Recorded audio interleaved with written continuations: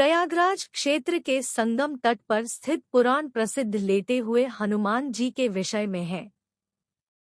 यह मंदिर धरती का एकमात्र मंदिर है जिसका विवरण पुराणों में विशद रूप से प्राप्त होता है। विविध जनश्रुतियां एवं कपोल कल्पित तथा मनगढ़ंत कथाओं के आधार पर नित नई कहानियां खड़ी होती रहती है। इनमें से कुछ तो सत्य होती है, किंतु कुछ का तो कोई आधार ही नहीं होता है। यही बात इलाहाबाद में प्रयागराज क्षेत्र के संगम तट पर स्थित पुराण प्रसिद्ध लेटे हुए हनुमान जी के विषय में है। यह मंदिर धरती का एकमात्र मंदिर है जिसका विवरण पुराणों में विशद रूप से प्राप्त होता है। यही एकमात्र ऐसा मंदिर है जहां हनुमान जी के लेटे हुए रूप का विवरण मिलता है। अब आजकल तो अनेक मंदिर बन गए हैं जहां हनुमान जी को लेटा हुआ दर्शाया गया है। संभवतः महाराष्ट्र के औरंगाबाद के समीप महसमल में बना लेटे हुए हनुमान जी का विशाल मंदिर भी इसी श्रेणी में आता है। अस्तु जो भी हो, पुराणों में एक ही लेटे हुए हनुमान जी के मंदिर का विवरण प्राप्त होता है। वह प्रयाग क्षेत्र के संगम तट पर स्थित इलाहाबाद के बड़े हनुमान जी का मंदिर ही है। लेटे हनुमान जी की प्रचलित कथा। जो प्रचलित कथा इस लेटे हुए हनुमान जी के मंदिर के विषय में प्राप्त होती है, वह यह है कि एक बार एक व्यापारी हनुमान जी की भव्य मूर्ति लेकर जलमार्ग से चला आ रहा था। वह हनुमान जी का परम भक्त था। जब वह अपनी नाव लिए प्रयाग के समीप पहुंचा तो उसकी नाव धीरे धीरे भारी होने लगी तथा संगम के नजदीक पहुंचकर यमुना जी के जल में डूब गई। कालांतर में कुछ समय बाद जब यमुना जी के जल की धारा ने कुछ राह बदली तो वह मूर्ति दिखाई पड़ी। उस समय मुसलमान शासक अकबर का शासन चल रहा था। उसने हिंदुओं का दिल जीतने तथा अंदर से इस इच्छा से कि यदि वास्तव में हनुमान जी इतने प्रभावशाली है तो वह मेरी रक्षा करेंगे। हनुमान जी की पूजा के नियम। महिलाओं के लिए हनुमान जी की पूजा के नियम जरूर जानिए, वरना हो जाएगा बड़ा नुकसान। यह सोचकर उनकी स्थापना अपने किले के समीप ही करवा दी, किंतु यह निराधार ही लगता है, क्योंकि पुराणों की रचना वेदव्यास ने की थी, जिनका काल द्वापर युग में आता है। इसके विपरीत अकबर का शासन 14वीं शताब्दी में आता है। अकबर के शासन के बहुत पहले पुराणों की रचना हो चुकी थी। अतः यह कथा अवश्य ही कपोल कल्पित, मनगढ़ंत या एक समुदाय विशेष के विलुप्तीकरण का मायावी जाल ही हो सकता है।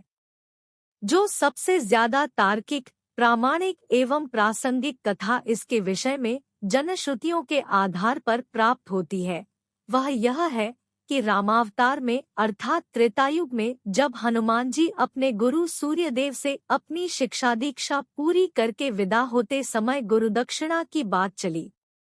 भगवान सूर्य ने हनुमान जी से कहा कि जब समय आएगा तो वे दक्षिणा मांग लेंगे।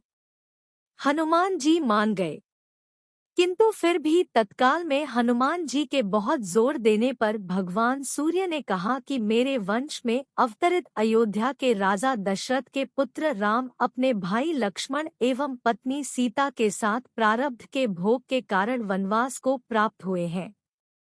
वन में उन्हें कोई कठिनाई न हो या कोई राक्षस उनको कष्ट न पहुँचाए, इसका ध्यान रखना। भगवान का आदेश। सूर्यदेव की बात सुनकर हनुमान जी अयोध्या की तरफ प्रस्थान हो गए। भगवान सोचे कि यदि हनुमान ही सब राक्षसों का संहार कर डालेंगे तो मेरे अवतार का उद्देश्य समाप्त हो जाएगा। अतः उन्होंने माया को प्रेरित किया कि हनुमान को घोर निद्रा में डाल दो।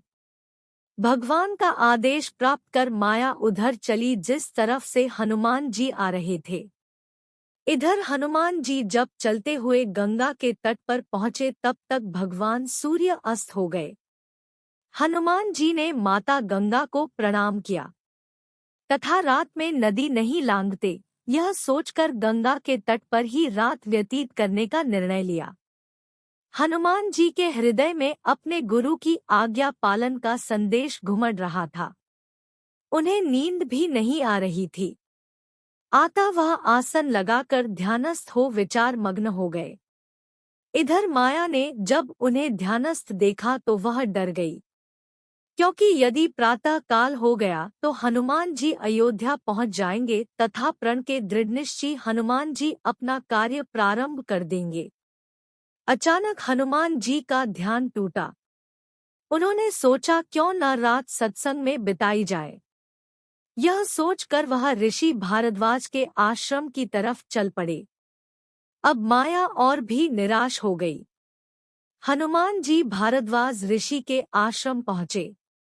वहां वेद पुराण का व्याख्यान चल रहा था। हनुमान जी वहीं बैठकर कथा सुनने लगे।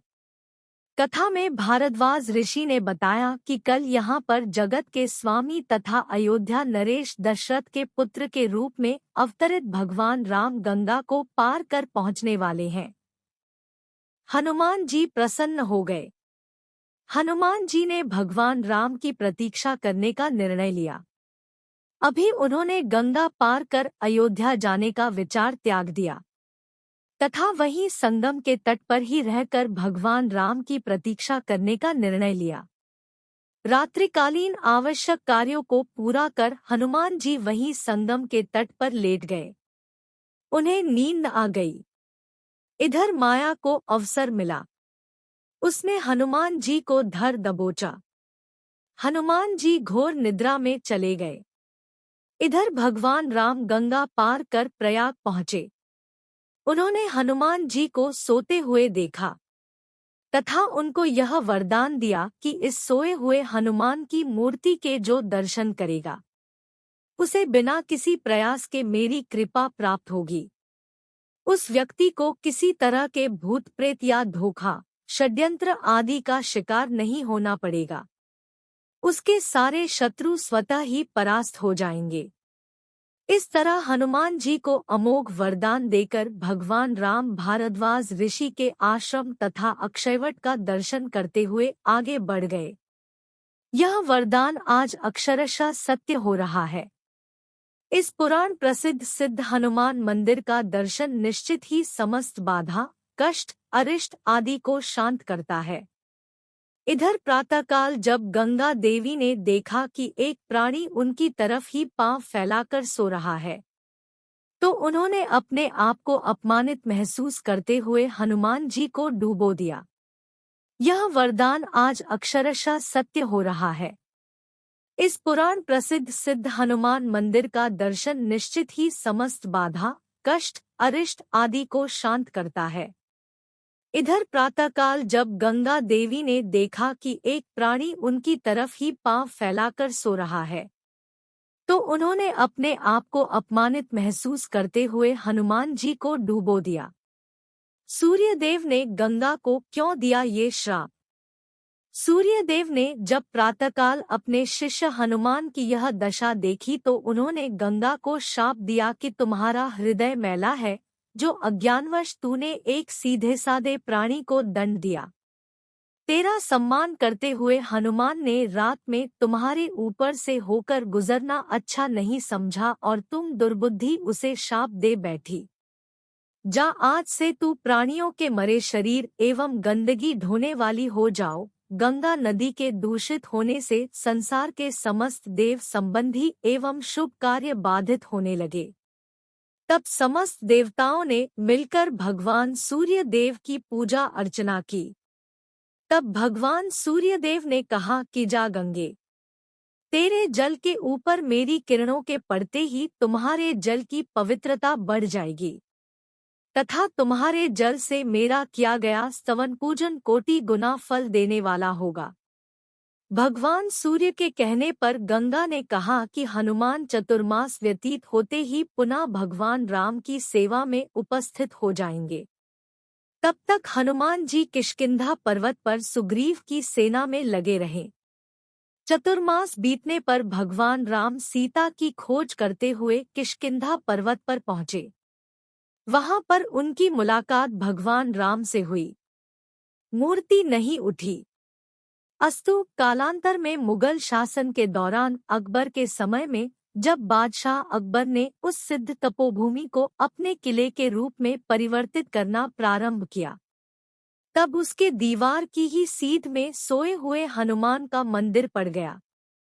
उसने तत्कालीन हिंदू धर्मगुरुओं एवं पंडितों को रुपए पैसे का लोभ देकर तथा डरा धमकाकर उस सोए हनुमान जी के मंदिर को अन्यत्र स्थापित करवाने के लिए राजी किया। हनुमान जी के मूर्ति की खुदाई होने लगी। जब समूची मूर्ति की खुदाई नीचे से कर ली गई, तब उसे उठाया जाने लगा। जब लगातार कोशिश के बावजूद भी मूर्ति नहीं उठी, तब उसे भारी सामान उठाने वाली मशीन से उठाने की कोशिश की जाने लगी। जो उस मूर्ति को उठाने की कोशिश की गई, वैसे वैसे मूर्ति और भी नीचे धंसती चली गई। अंत में डरकर अकबर ने उस मंदिर को हटवाने का काम बंद करा दिया तथा डर के मारे उसने हनुमान जी की बड़ी पूजा आराधना की। आज भी उसके उतने बड़े भव्य किले की दीवार हनुमान जी के मंदिर की तरफ टेढ़ी ही है। यहाँ स्थापित हनुमान की अनूठी प्रतिमा को प्रयाग का कोतवाल होने का दर्जा भी हासिल है। आम तौर पर जहाँ दूसरे मंदिरों में प्रतिमाएं सीधी खड़ी होती हैं, वहीं इस मंदिर में लेटे हुए बजरंग बली की पूजा होती है। एक मान्यता और है इस मंदिर के बारे में। इस मान्यता के पीछे राम भक्त हनुमान के पुनर्जन्म की कथा जुड़ी हुई है। पौराणिक कथाओं के मुताबिक लंका विजय के बाद भगवान राम जब संगम स्नान कर भारद्वाज ऋषि से आशीर्वाद लेने प्रयाग आए तो उनके सबसे प्रिय भक्त हनुमान इसी जगह पर शारीरिक कष्ट से पीड़ित होकर मूर्छित हो मरणासन्न अवस्था में पहुंच गए थे। तो मां जानकी ने इसी जगह पर उन्हें अपना सिंदूर देकर नया जीवन और हमेशा आरोग्य व चिरायु रहने का आशीर्वाद देते हुए कहा कि जो भी इस त्रिवेणी तट पर संगम स्नान पर आएगा उसको संगम स्नान का असली फल तभी मिलेगा जब वह हनुमान जी के दर्शन करेगा। मां जानकी द्वारा सिंदूर से जीवन देने की वजह से ही बजरंग बली को सिंदूर चढ़ाए जाने की परंपरा है। राष्ट्रपिता महात्मा गांधी ने भी किया दर्शन। संगम आने वाल हर एक श्रद्धालु यहाँ सिंदूर चढ़ाने और हनुमान जी के दर्शन को जरूर पहुँचता है। बजरंग बली के लेटे हुए मंदिर में पूजा अर्चना के लिए यूं तो हर रोज ही देश के कोने कोने से हजारों भक्त आते हैं, लेकिन मंदिर के महंत के अनुसार राष्ट्रपिता महात्मा गांधी के साथ साथ पंडित नेहरू, इंदिरा गांधी, राजीव गांधी, सरदार वल्लभ भाई पटेल और चंद्रशेखर आजाद जैसे तमाम विभूतियों ने अपने सर को यहाँ झुकाया, पूजन किया और अपने लिए और अपने देश के लिए मनोकामना मांगी। यह कहा जाता है यह वरदान की गई मनोकामना अक्सर पूरी होती है। इस पुराण प्रसिद्ध अन्य हनुमान मंदिर का होने पर निश्चित मंगलवार और शनिवार को यहाँ मन्नत आदि होने का झंडा निशान चढ़े के लिए इधर प्रातःकाल जब गंगा देवी ने देखा कि एक प्राणी उनकी तरफ मंदिर में कदम रखते ही श्रद्धालुओं को अजीब उन्होंने अपने आप को अपमानित महसूस करते हुए हनुमान जी को डूबो दिया। ऐसी प्रतिमा सूर्य देव ने गंगा मौजूद क्यों दिया ये श्राप? इलाहाबाद में संगम के जब प्रातःकाल मंदिर शिष्य हनुमान के मंदिरों दशा देखी तो उन्होंने गंगा को मंदिर में हनुमान की विशाल मूर्ति आराम की मुद्रा में स्थापित है। एक सीधे साधे प्राणी को दंड दिया। छोटा मंदिर है, तेरा सम्मान करते हुए हनुमान ने रात में तुम्हारे ऊपर से होकर गुजरना अच्छा नहीं समझा और तुम दुर्बुद्धि उसे शाप दे बैठी। जा आज से तू प्राणियों के मरे शरीर एवं गंदगी ढोने वाली हो जाओ। गंगा नदी के दूषित होने से संसार के समस्त देव संबंधी एवं शुभ कार्य बाधित होने लगे। तब समस्त देवताओं ने मिलकर भगवान सूर्य देव की पूजा अर्चना की। तब भगवान सूर्य देव ने कहा कि जा गंगे, तेरे जल के ऊपर मेरी किरणों के पड़ते ही तुम्हारे जल की पवित्रता बढ़ जाएगी तथा तुम्हारे जल से मेरा किया गया स्तवन पूजन कोटि गुना फल देने वाला होगा। भगवान सूर्य के कहने पर गंगा ने कहा कि हनुमान चतुर्मास व्यतीत होते ही पुनः भगवान राम की सेवा में उपस्थित हो जाएंगे। तब तक हनुमान जी किष्किंधा पर्वत पर सुग्रीव की सेना में लगे रहे। चतुर्मास बीतने पर भगवान राम सीता की खोज करते हुए किष्किंधा पर्वत पर पहुंचे। वहां पर उनकी मुलाकात भगवान राम से हुई। मूर्ति नहीं उठी। अस्तु कालांतर में मुगल शासन के दौरान अकबर के समय में जब बादशाह अकबर ने उस सिद्ध तपोभूमि को अपने किले के रूप में परिवर्तित करना प्रारंभ किया, तब उसके दीवार की ही सीध में सोए हुए हनुमान का मंदिर पड़ गया।